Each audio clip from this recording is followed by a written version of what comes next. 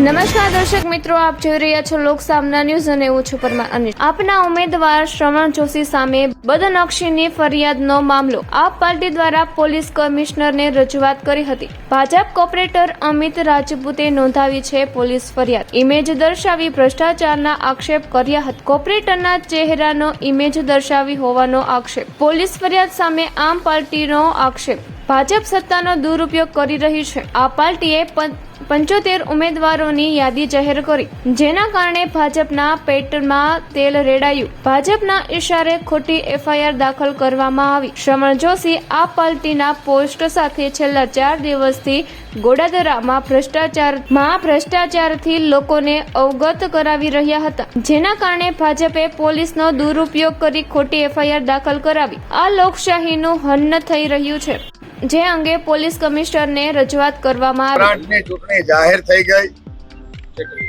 જિલ્લા પંચાયત, તાલુકા પંચાયત, ગુજરાતની 15 મહાનગરપાલિકામાં ચૂંટણીનું આયોજન થઈ ગયું। ચૂંટણી પંચે જાહેરાત કરી દીધી, આચારસંહિતા લાગુ થઈ ગઈ।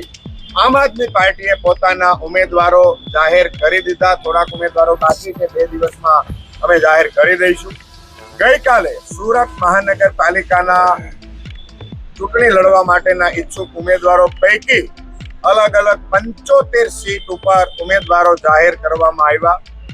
ભારતીય જનતા પાર્ટી અમારા ઉમેદવારોના નામ સાંભળીને ડરી ગઈ। અમારા કેમ્પેનને એન પ્રકારે રોકવાના દુષ્પ્રયાસો કરી રહી છે, અને એ કેમ્પેનો રોકવા માટે ભાજપ રીતસરનું પોલીસનો દુરુપયોગ કરી રહી છે, પોલીસ તંત્રને આગળ કરી રહી છે।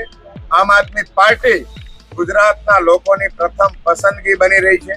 ગુજરાતના લોકો એક જ સાથે કહી રહ્યા છે કે હા, અમે ભાજપના ભ્રષ્ટાચારથી, ભાજપના કુશાસનથી, ભાજપની મોંઘવારીથી, ડ્રગ્સ દારૂના વેપારથી, મોંઘા શિક્ષણથી અમે થાકી ગયા છીએ, અને અમે આ વખતે આમ આદમી પાર્ટીના ઝાડુના નિશાન ઉપર બટન દબાવી અને આમ આદમી પાર્ટીને જંગી લીડથી જીતવવાના છીએ। આ ભાજપને ખબર પડી ગઈ છે, એટલે અમારા કેમ્પેનને રોકવા માટે પોલીસ તંત્રનો સહારો લઈ, પોલીસનો દુરુપયોગ કરી અમારા કેમ્પેનને રોકવાના એન પ્રકારે પ્રયાસ કરી રહ્યા છે। ત્યારે આમ આદમી પાર્ટી સુરત શહેરના સંગઠનના તમામ પદાધિકારી, સંગઠનના તમામ સાથીઓ પોલીસ કમિશનરશ્રીને રૂબરૂ મળવા રજૂઆત કરવા માટે આવ્યા છીએ કે દરેક ઉમેદવારને આ લોકશાહીમાં પોતાનો પ્રચાર કરવાનો અબાધિત અધિકાર છે।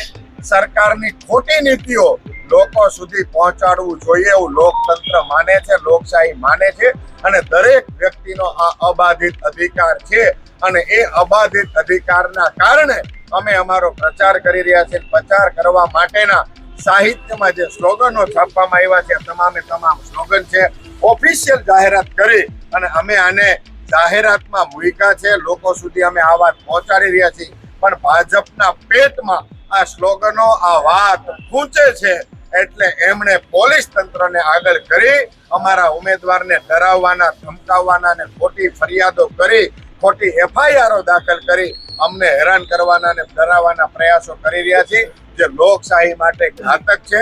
એટલે અમે માનનીય કમિશનરશ્રીને રૂબરૂ મળીને રજૂઆત કરવા માટે આવ્યા છીએ કે પોલીસ તંત્રનો દુરુપયોગ બંધ કરવામાં આવે।